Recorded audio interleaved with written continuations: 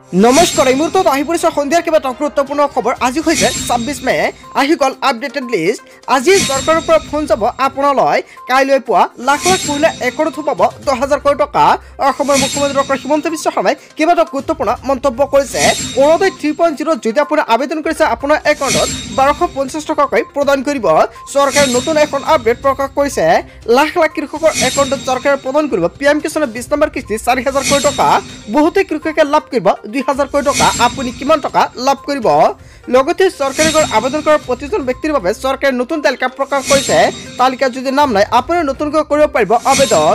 লগতে কেইবাটাও ৰাজনৈতিক খবৰৰ লগতে অৰাজনৈতিক খবৰ যুগুত কৰা হৈছে আজিৰ দিনটোত। গোটেই অসম তথা ভাৰতৰ বিভিন্ন প্ৰান্তৰ পৰা যুগুত হৈছে কেইবাটাও ডাঙৰ খবৰ। এনেবোৰ খবৰ নিতৌ পাই থাকিবলৈ চেনেলটি ছাবস্ক্ৰাইব কৰি ভিডিঅ'ত এটা লাইক কৰিবলৈ নাপাহৰিব। আজিৰ আমাৰ প্ৰথম খুবেই গুৰুত্বপূৰ্ণ খবৰ হৈছে অসমবাসীৰ বাবে এটা ডাঙৰ খবৰ। আহি গ'ল আপডেটেড লিষ্ট। সাজু হৈ গ'ল লাখপতি বাইদেউৰ তালিকা। আজি চৰকাৰৰ পৰা ফোন যাব আপোনালৈ। চাওক ক'ত ক'ত কিমানক দিয়া হৈছে এপ্ৰুভেল। যদি তালিকাত আপোনাৰ নামটো অন্তৰ্ভুক্ত হৈ আছে তেনে ক্ষেত্ৰত আপোনাৰ একাউণ্টত ১০,০০০ কোটি টকা পোনপটীয়াকৈ টকা প্ৰদান কৰিব মুখ্যমন্ত্ৰী ডক্টৰ হিমন্ত বিশ্ব শৰ্মাৰ চৰকাৰে। লাখ লাখ মহিলাৰ বাবে আহি গ'ল ফল খবৰ। এতিয়াই তালিকাত পৰীক্ষা কৰক আপোনাৰ নাম আছে নে নাই। আপোনাৰ নাম থাকিলে আপোনাৰ একাউণ্টত ১০,০০০ কোটি টকা প্ৰদান কৰিব। প্ৰতিগৰাকী মহিলাৰ একাউণ্টত সোমাব প্ৰথম কিস্তিত ১০,০০০ কোটি টকা। যদি আপোনাৰ তালিকাত নাম আছে তেনে ক্ষেত্ৰত আপুনি এই টকা লাভ কৰিব। আপুনি কেনেকৈ চাব তালিকাত আপোনাৰ নাম আছে নে নাই? আপুনি পঞ্চায়ত ব্লক বা DC অফিচত গৈ আপুনি চেক কৰিব পাৰিব তালিকাটো। আপুনি কিন্তু অনলাইনৰ মাধ্যমতে এখন তালিকা চেক কৰিব নোৱাৰিব। চ' বন্ধু বান্ধৱীসকল আজিৰ ভিডিঅ'টো সকলোৱে বেছি বেছিকৈ শ্বেয়াৰ কৰি দিব। বিহালীত ১০,০০০ কোটি টকা প্ৰদান কৰিছে। এতিয়া চৰকাৰে ৩খন সভা পাতিব আৰু আপোনাৰ একাউণ্টত ১০,০০০ কোটি টকা প্ৰদান কৰিব। জুন মাহৰ প্ৰথম দিনৰ পৰাই চৰকাৰে আপোনাৰ একাউণ্টত টকা প্ৰদান কৰিবলৈ আৰম্ভ কৰিব। যদি আপোনাৰ তালিকাত নাম আছে নিশ্চয় আপুনি কমেণ্ট কৰি জনাই দিয়ক। তাৰপিছত অসমবাসী ৰাজ্যক জনাইছোঁ আমাৰ পৰৱৰ্তী খুবেই গুৰুত্বপূৰ্ণ খবৰ। লগতে ডাঙৰ খবৰ, ৰাজ্যত প্ৰচণ্ড বৰষুণ। ঠায়ে ঠায়ে প্ৰচণ্ড বৰষুণ দেখা দিছে। মহানগৰীতো ঠায়ে ঠায়ে কৃত্ৰিম বানপানী। কোকৰাঝাৰ জিলাৰ বাক্সা, বঙাইগাঁও, বৰপেটা, ধুবুৰী, কামৰূপ গ্ৰাম্য, কামৰূপ মেট্ৰ', মৰিগাঁও, পশ্চিম কাৰ্বি আংলং, নগাঁও, ডিমা হাছাও, কাছাৰতো এলাৰ্ট জাৰি কৰা হৈছে। শ্ৰীভূমি, হাইলাকান্দি, ধেমাজি, ডিব্ৰুগড়, তিনিচুকীয়াত জাৰি কৰা হৈছে য়েলো এলাৰ্ট। বৰষুণৰ লগতে ব্ৰহ্মপুত্ৰৰ বাবে জাৰি কৰা হৈছে এলাৰ্ট। জৰুৰী কাম নাথাকিলে আপুনি ঘৰৰ পৰা বাহিৰলৈ নোলাব। অনাগত ৪ দিনলৈ অব্যাহত থাকিব নেৰানেপেৰা বৰষুণ। সকলোৱে সাৱধান হৈ থাকক। লগতে আজিৰ দিনটোত আপোনাৰ অঞ্চলত বা আপোনাৰ জিলাত কেনেকুৱা বৰষুণ দি আছে নিশ্চয় কমেণ্ট কৰি জনাই দিব। তাৰপিছত অসমবাসী ৰাজ্যক জনাইছোঁ আমাৰ পৰৱৰ্তী খুবেই গুৰুত্বপূৰ্ণ খবৰ। লগতে ডাঙৰ খবৰ, আজি নিশা বাংলাদেশী বিচাৰি চলিব অভিযান। এটাও বাংলাদেশীক সাৰি যাবলৈ নিদিয়াৰ হুংকাৰ প্ৰদান কৰিছে প্ৰশাসনে।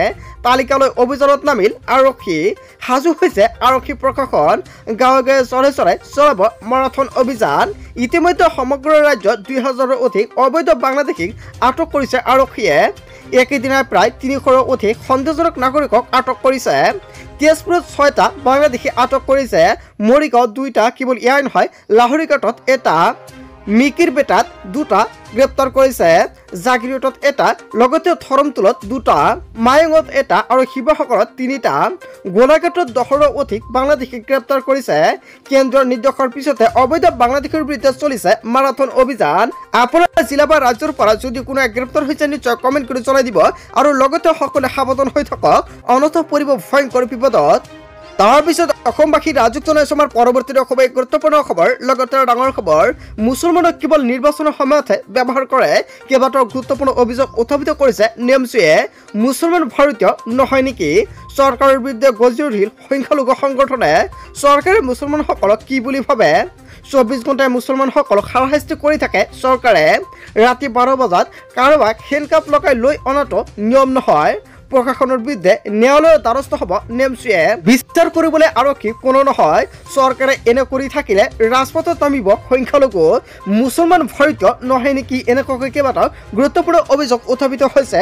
ইয়াৰ বিষয়ে জনতাই কি ক'ব? যদি জনতাৰ কিবা মন্তব্য কৰিব লগা থাকে আপোনালোকৰ মন্তব্যটো নিশ্চয় কমেণ্ট কৰি জনাই দিব। তাৰপিছত অসমবাসী ৰাজ্যক জনাইছোঁ আমাৰ পৰৱৰ্তী খুবেই গুৰুত্বপূৰ্ণ খবৰ। লগতে ডাঙৰ খবৰ, সাৱধান হৈ যাওক ৰাজ্যবাসী। ভাৰতত উভতি আহিছে কৰোনা ভাইৰাছৰ প্ৰণীতিত। আপুনি ঠিকেই শুনিছে, পুনৰ হ'ব নেকি লকডাউনৰ পৰিস্থিতি? নতুন ভেৰিয়েণ্টক লৈছে ভয়ংকৰ ৰূপ। NB.1.8.1 আৰু A11.7 পোৱা গৈছে ভাৰতত। বেংগালুৰু, কেৰেলা আৰু পুনেত হাহাকাৰ পৰিস্থিতিৰ সৃষ্টি হৈছে কভিডক লৈ। ইণ্ডিয়ান চাৰা COB2-এ দিছে ভয়ংকৰ তথ্য। এপ্ৰিলত তামিলনাডুত ANB.on.8.1 সংক্ৰমণ আৰম্ভ হৈ পৰিছে। মে'ত গুজৰাটত LF.7-ৰ 4টা কেছ ধৰা পৰিছে। কেৱল এয়াই নহয়, এক চিন্তাজনক ৰূপত ভাৰতত কৰোনা ভাইৰাছৰ কেছসমূহ বৃদ্ধি পাবলৈ ধৰিছে। যিকোনো মুহূৰ্তত অসম উত্তৰ পূবত প্ৰৱেশ কৰিব পাৰে কোভিডে। ভাইৰাছ বিস্তাৰৰ নিয়ন্ত্ৰণ কৰিবলৈ প্ৰয়োজনীয় পদক্ষেপ গ্ৰহণ কৰিবলৈ সতৰ্কবাণী। কোভিড-19ৰ দুটা নতুন ৰূপ ANB.on.8.1 আৰু LF.7 বিয়পি পৰিছে ভাৰতত। তামিলনাডু আৰু গুজৰাটৰ লগতে দিল্লী, কৰ্ণাটক আৰু মহাৰাষ্ট্ৰত বৃদ্ধি পাইছে সংক্ৰমণ। পৰ্যবেক্ষণত থকা ভেৰিয়েণ্টসমূহ ANB.on.8.1 আৰু LF.7-ৰ পৰিয়ালৰ। বৰ্তমান ভাৰতত সৰ্বাধিক প্ৰসাৰিত ভেৰিয়েণ্ট হৈছে JN.on। দিল্লীত শুকুৰবাৰে 23টা কোভিড-19ৰ নতুন কেছ ধৰা পৰিছে। ICMR, NCDC আৰু অন্য স্বাস্থ্য প্ৰতিষ্ঠানসমূহৰ বিশেষজ্ঞসকলে পৰ্যালোচনা কৰি বৰ্তমান পৰিস্থিতি। বন্ধু-বান্ধৱীসকল সকলোৱে সাৱধান হৈ থাকক, অন্যথা পৰিব ডাঙৰ বিপদত। আৰু আজিৰ ভিডিঅ'টো সকলোৱে বেছিকৈ শ্বেয়াৰ কৰি দিয়ক। তাৰপিছত অসমবাসী ৰাইজক জনাইছো আমাৰ পৰৱৰ্তী খুবেই গুৰুত্বপূৰ্ণ খবৰ। লগতে ডাঙৰ খবৰ, 1 জুনৰ পৰা দেশত কেইবাটাও নতুন নিয়ম সলনি হ'ব। 1 জুনৰ পৰা আৰম্ভ হ'ব অন্ন সেৱা দিন। প্ৰতিগৰাকী ৰেচন কাৰ্ডৰ হিতাধিকাৰীয়ে একেলগে লাভ কৰিব 15 কেজিকৈ চাউল, 3 মাহৰ চাউল একেলগতে লাভ কৰিব হিতাধিকাৰীসকলে। আহি গ'ল ৰেচন সংগ্ৰহ কৰাৰ নতুন নিয়ম। আৰু নতুন নিয়মৰে আপুনি ৰেচন সংগ্ৰহ কৰিব লাগিব। নিৰ্দেশ অমান্য কৰিলে সুলভ মূল্যৰ দোকানীৰ বিপদ অনিবাৰ্য। 1 জুনৰ পৰা 10 জুনৰ ভিতৰত সংগ্ৰহ কৰিব লাগিব 3 মাহৰ ৰেচন। ই-পষ্ট মেচিনত 3বাৰকৈ দিব লাগিব ফিংগাৰপ্ৰিণ্ট। সজাগতাৰ বাবে ৰেচনৰ দোকানীয়ে দোকানৰ সন্মুখত আনিব লাগিব ফলক। নিয়ম ভংগ কৰিলে দোকানীৰ বিৰুদ্ধে লোৱা হ'ব শাস্তিমূলক ব্যৱস্থা। ইয়াৰ পূৰ্বে ই-পষ্ট মেচিনত এবাৰ দিবলগীয়া হৈছিল ফিংগাৰপ্ৰিণ্ট, কিন্তু এতিয়া পৰা 3বাৰ ই-পষ্ট মেচিনত দিব লাগিব ফিংগাৰপ্ৰিণ্ট। 3 মাহৰ চাউল একেলগে তোলাবলৈ হ'লে। আৰু ইফালে 10 তাৰিখে লাখ লাখ লোকৰ একাউণ্টত সোমাব চৰকাৰী ধন। অৰুণোদয় আঁচনি, বৃদ্ধ পেঞ্চন, দিব্যাংগ পেঞ্চনৰ ধন লাভ কৰিব আপোনাৰ একাউণ্টতে। অৰুণোদয় 3.0 যদি আপুনি আবেদন কৰি ৰাখিছে তেনে ক্ষেত্ৰত আপোনাৰ বাবে এটা ভাল খবৰ, কিয়নো আপোনাৰ একাউণ্টত চৰকাৰে 10 জনত সোমাই দিব 1250 টকাকৈ। যদি কোনোৱে ভাবিছে নতুনকৈ আবেদন কৰিব তেনে ক্ষেত্ৰত কৰিব পাৰিব। এতিয়াও আবেদন প্ৰক্ৰিয়া আৰম্ভ হৈ আছে। তাৰপিছত অসমবাসী ৰাইজক জনাইছো আমাৰ পৰৱৰ্তী খুবেই গুৰুত্বপূৰ্ণ খবৰ। লগতে ডাঙৰ খবৰ, PM কিষাণৰ প্ৰতিজন হিতাধিকাৰীৰ বাবে গুৰুত্বপূৰ্ণ আপডেট প্ৰকাশ পাইছে। PM কিষাণৰ তালিকাত আপোনাৰ নামটো অন্তৰ্ভুক্ত হৈ আছে নেকি? তেনে ক্ষেত্ৰত আপুনি কৰিব লাগিব 3টা গুৰুত্বপূৰ্ণ কাম, অন্যথা PM কিষাণৰ 20 নম্বৰ কিস্তি টকা আপোনাৰ একাউণ্টত আপুনি নাপাব।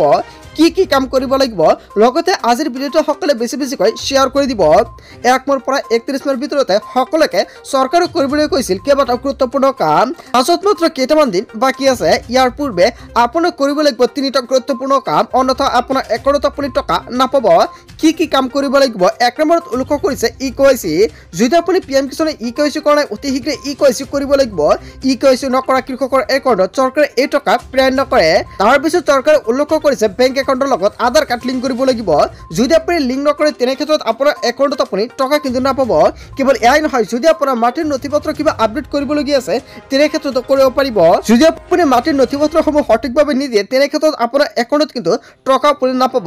তাৰ বাবে সকলোকে এই 3টা কাম কৰিবলৈ আহ্বান জনাইছে 31 মে'ৰ পূৰ্বে, কিয়নো 1 জুনৰ পৰা যিকোনো সময়ত আপোনাৰ একাউণ্টত PM কিষাণৰ 20 নম্বৰ কিস্তিৰ টকা সোমাব পাৰে আপোনাৰ একাউণ্টত। বন্ধু-বান্ধৱীসকল, গোটেই অসম তথা ভাৰতৰ বিভিন্ন প্ৰান্তৰ পৰা যুগুত হৈছে কেইবাটাও ডাঙৰ খবৰ। এনেবোৰ খবৰ নিতৌ পাই থাকিবলৈ চেনেলটি ছাবস্ক্ৰাইব কৰি ভিডিঅ'ত এটা লাইক কৰিবলৈ নাপাহৰিব। সো থেংক ইউ ফৰ ৱাচিং ফুল ভিডিঅ'।